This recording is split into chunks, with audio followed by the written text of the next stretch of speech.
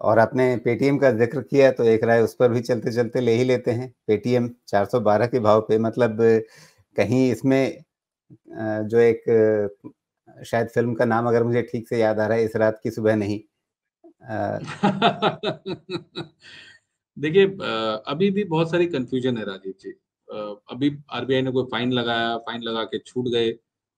मुझे नहीं पता अंदर की क्या कहानी है।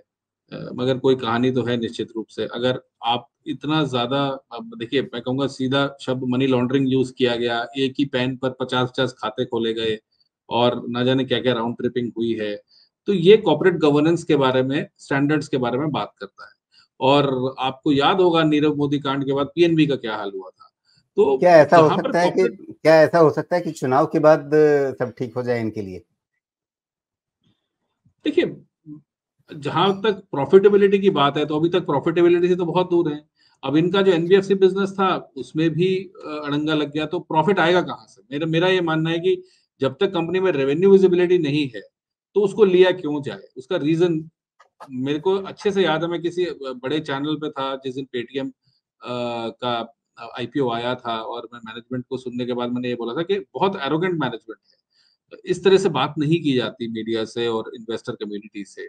बहुत ज़्यादा ओवर कॉन्फिडेंस था। अगर आप देखें दुनिया को, शायद लोगों ने ध्यान नहीं दिया, उन्होंने कहा 2200 का शेयर आया, मगर वो ₹1 पेड अप था। अगर आप ₹10 पेड अप देखें तो वो 22,500 रुपए पे कोई स्टॉक का लिस्टिंग हुआ था। बहुत ही ओवर वैल्यूड था और जहाँ पे रेवेन्यू विजिबिलिटी ही नहीं थी। तो आप ये देखिए, जब तक रेवेन्यू विजिबिलिटी नहीं है, प्रॉफिटेबिलिटी नहीं है, आप अपना नेगेटिव ईपीएस कब तक खींच के लेके जा सकते हैं और कब तक आप फॉरेन फंडिंग से काम जी। चला सकते हैं। कोई भी कंपनी अपने कमाए हुए पैसों से ही चले तो वो बेस्ट होता है। और फॉरेन मनी से चलती है तो बहुत सारे एग्जांपल्स हैं जो हमने देखा है, खत्म हो चुके हैं। ठीक है, हमारे सामने बड़े सारी कंपनीज आई, स्टार्टअप्स आए, कुणाल बहल जैसे लोग आए और गायब हो गई। वो जी। कंपनीज गायब हैं आज की डेट में। तो मेरा ये मानना है कि पहले प्रॉफिट्स का इंतजार करें। क्यों हमें, जब आपको आईटीसी जैसी कंपनी 7% का डिविडेंड यील्ड दे रही है, एफडी से ज्यादा पैसा दे रही है, तो आईटीसी लीजिए ना, पेटीएम क्यों ले रहा है? जी। ठीक है, आपको पेटीएम अभी नहीं पसंद है, इसलिए मुझे काउंटर केस रखना पड़ेगा। अगर आपको पसंद होता तो फिर मैं दूसरे तरह से सवाल पूछता। आपको नहीं पसंद है तो फिर ये बताइए, अगर भाई मैं ये मुझे मान वो लूँ वो कि कोई भी जी, कंपनी पसंद नहीं है जहाँ पर रेवेन्यू विजिबिलिटी नहीं है। देखिए जी, ज़ोमैटो भी एक न्यू एज कंपनी है। और मेरे को याद नहीं मैंने आपसे आपके चैनल पे कभी बोला कि नहीं बोला, मगर बहुत सारे चैनलों पे बोला जब वो ₹40 का था। जी, 2 रीज़न्स। पहली चीज़, मेरे घर में मेरी बिटिया ज़ोमैटो से ऑर्डर करती रहती है, या ऐसे बहुत आपकी बेटी, आपके घर में लोग या कोई भी, हम लोग शायद इतने सुस्त हो चुके हैं कि अब कौन जाए लेने के लिए। ठीक है? ये पूरी जनरेशन की इश्यू हो गया, ये प्रॉब्लम है, जनरेशनल प्रॉब्लम को कैपिटलाइज़ किया ज़ोमैटो ने, और स्विगी का तो अभी आईपीओ नहीं आया। तो ज़ोमैटो को मैं जी, इसलिए अच्छा मानता हूँ क्योंकि वो प्लस उन्होंने अब उनकी बैलेंस शीट ब्लैक में है, और उन्होंने फॉरेन फंडिंग पे ही डिपेंडेंट नहीं रहे और अपनी अपने जो प्रॉफिटेबिलिटी है उस पे काम किया। तो आने वाले वक़्त में भी हो सकता है ज़ोमैटो यहाँ से मल्टी बैगर हो, अगर वो अपनी प्रॉफिटेबिलिटी बढ़ाते रहेंगे।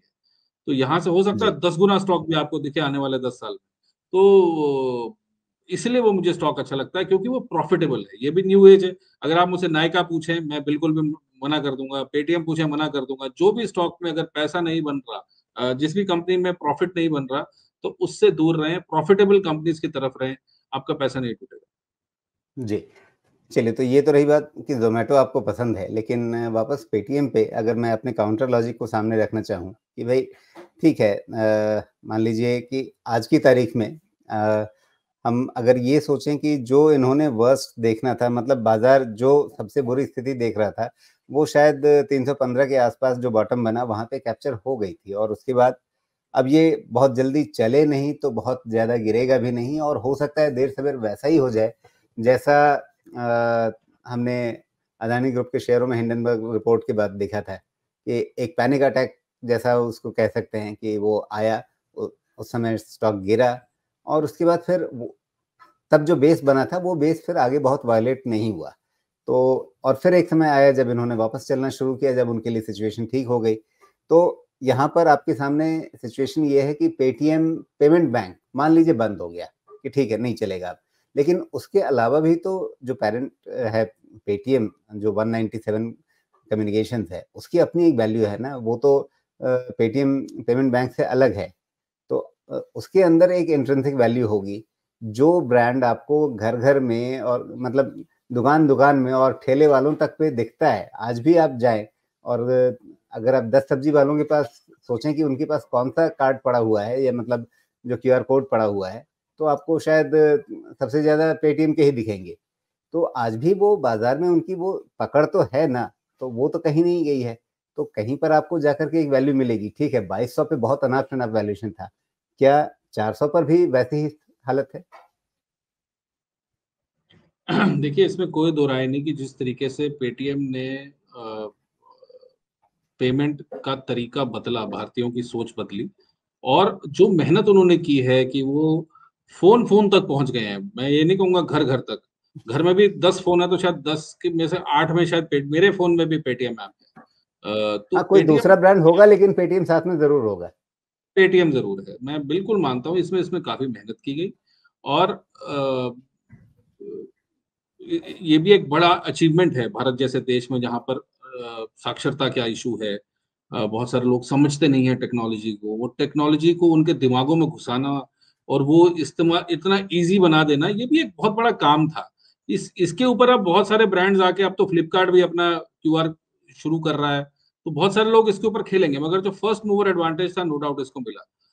अभी मुझे हाल-फिलहाल में थोड़ा-सा ज़्यादा दिक्कत क्यों है, मैं आपको वो भी बताता हूँ। जहाँ पे कॉर्पोरेट गवर्नेंस इश्यू आ जाते हैं राजीव जी, वो मुझे दिक्कत लगती है उन कंपनीज़ में। अच्छा, गीतांजलि जेम्स था, मैं मेहुल भाई को कई बार पर्सनली भी मिला था, मेहुल चोकसी साहब को। उस समय वो पोस्टर बॉय होते थे और हम कई सारे फोरम्स में मिले, टीवी के फोरम्स में मिले, मुलाकातें हुई और ऐसे बहुत सारे लोगों से हम मिलते हैं। मगर उस समय के बाद जब कॉर्पोरेट गवर्नेंस इश्यूज़ निकले गीतांजलि जेम्स में, तो इश्यू आ गया।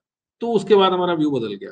आज मैं पेटीएम में कॉर्पोरेट गवर्नेंस इश्यूज़ की वजह से थोड़ा-सा ज़्यादा नेगेटिव हूँ। मैं ये बिल्कुल मानता हूँ उन्होंने मेहनत करी।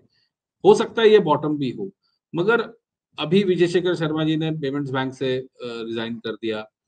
अब मेरे को ये समझना है कि अगर उनका एनबीएफसी बिज़नेस बंद कर दिया गया, लेंडिंग बिज़नेस बंद कर दिया गया और पेमेंट बैंक बंद कर दिया गया, तो ये लोग कमाएँगे कैसे? इनका कॉस्ट ऑफ कैपिटल जो जो न्यूट्रलाइज़ होता था, पेमेंट बैंक में पैसे पड़े रहते थे तो उसका इस्तेमाल करते थे, जैसे कोई भी बैंक करता। पैसा आएगा कहाँ से? रेवेन्यूज़ कहाँ से आएँगे? प्रॉफिटेबिलिटी कहाँ से आएगी? अगर आप ट्रांज़ैक्शन करते हैं पेटीएम के थ्रू तो उसमें तो कोई खर्चा लगता नहीं है। आपने मुझे ₹10 दिए, मैंने ₹10 आगे दिए तो उसमें पूरा ₹10 100 बार घूम सकता है और 1 पैसा भी नहीं कटता। तो मैं अभी भी शायद असक्षम हूँ। आप समझा सकते हैं तो समझाइए कि पैसा आएगा कहाँ से? प्रॉफ़िट कहाँ से आएगा? कौन-सा वर्टिकल इनका प्रॉफ़िट कमा के देगा? वो मुझे देखना है। हालाँकि इन्होंने एयरलाइन से लेके ट्रेन टिकटिंग से लेके इलेक्ट्रिसिटी बिल से लेके बहुत सारी यूटिलिटीज़ को भी इन्वॉल्व किया। तो मगर वो सारी की सारी यूटिलिटीज़ भी अभी इनकी बैलेंस शीट को ग्रीन करने में सक्षम नहीं है। तो अगर पहली चीज़ कॉर्पोरेट गवर्नेंस ठीक दिखे आगे आने वाले समय में जी। और कोई दिक्कतें ना निकले। ईडी की जाँच चल रही है। देखिए ईडी जैसा इंस्टीट्यूशन अगर इन्वॉल्व हो जाता है, तो ये चिंताजनक बात है। ठीक है? तो मुझे बस एक रेड फ्लैग है और कोई बात नहीं है। मैं पेटीएम को मना, बुरा या अच्छा नहीं कह रहा हूँ। मेरे को एक रेड फ्लैग दिखाई दे रहा है। वो मेरी मेरी सोच भी हो सकती है कि मुझे ज़्यादा बड़ा रेड फ्लैग दिख रहा है, आपको शायद उतना बड़ा रेड फ्लैग नहीं दिख रहा। बट जहाँ नहीं, रेड फ्लैग नहीं, होता है राजीव जी, मैं आपने जितने कोशिश सारे करता हूँ कि आपने जितने सारे रेड फ्लैग गिनाए, वो आपने पहले नहीं गिनाए थे। तो अगर मैंने आपसे काउंटर क्वेश्चन नहीं किया होता, तो इतने सारे रेड फ्लैग जो हमारे दर्शकों के सामने आने चाहिए, वो नहीं आए होते। हाँ, जी। तो हो सकता जी, है पेटीएम को कोई टेक ओवर कर ले, ठीक है ना? अगर पेटीएम को कोई टेक ओवर कर ले और पेटीएम पेटीएम के नाम से ही चलता रहे, तो कॉर्पोरेट जो फॉर एग्ज़ाम्पल मैं एक ऐसी बात बोल रहा हूँ कि बाज़ार में भी बात उठी थी, रिलायंस कर रहा है या टाटाज़ कर रहे हैं या एक्सिस बैंक कर रहा है। अगर कल को इसको एक्सिस बैंक ले लेता है या रिलायंस ले लेता है, मैनेजमेंट चेंज हो जाती है, ठीक है? कहीं पर भी अगर आप बायजू रविंद्रन बायजू एक बहुत अच्छा एग्ज़ाम्पल है सर, ठीक है? बायजू रविंद्रन को निकाला गया, सारे इन्वेस्टर्स ने कहा इसको निकालो बाहर। तो जब विजय शेखर शर्मा के लिए ऐसी बातें होनी शुरू हो गई, जिस आदमी ने इतनी मेहनत करी, तो कहीं न कहीं सर बिना आग के धुआँ नहीं होता। हालाँकि मैं रिस्पेक्ट करता हूँ उस आदमी की, बहुत ग्रास रूट लेवल से उठाया और मैं उनसे पर्सनली कई बार मिला हूँ विजय जी से और I am really inspired by him in the fact because क्योंकि इतनी बुनियादी स्तर की परेशानियाँ देखी मैं उन्होंने बताया था कि एक बार कई बार किताब खरीदने के पैसे नहीं थे और वहाँ से उन्होंने इतनी बड़ी कंपनी क्रिएट करी और भारत का नाम अ, एंट को लेकर आए और तो जैक मा को लेकर आए जी। और उन्होंने इन्वेस्टमेंट्स कराए, तो कोई और छोटी बात नहीं है। उनके बहुत शुरुआती दौर में पेटीएम के हमने निवेश मंथन पर 2 बार 2 अंकों में उनकी 6-6 पेज की उनकी शुरुआती कहानी को छापा है। तो वो अपने आप में एक बिल्कुल अलग स्तर की कहानी है। लेकिन आज की तारीख में जो चिंताएँ आपने बताई हैं पेटीएम के लिए, तो मैंने इसीलिए कहा कि ब जो मैंने आपसे सवाल पूछे वो चीज़ें बहुत सारे निवेशकों के मन में होंगी कि भाव बहुत घट गया है, अब नहीं गिरेगा, अब हो सकता है इसके अंदर एक वैल्यू बची है, कुछ तो दाम बचे हैं ना पेटीएम के, ये सारे सवाल हैं। लेकिन उसके सामने आपको किन-किन बातों के बारे में सावधान रहना है, क्या सवाल हैं बाज़ार के मन में, वो सब चीज़ें अभी आपने विजय जी बहुत अच्छे तरीके से समझाई।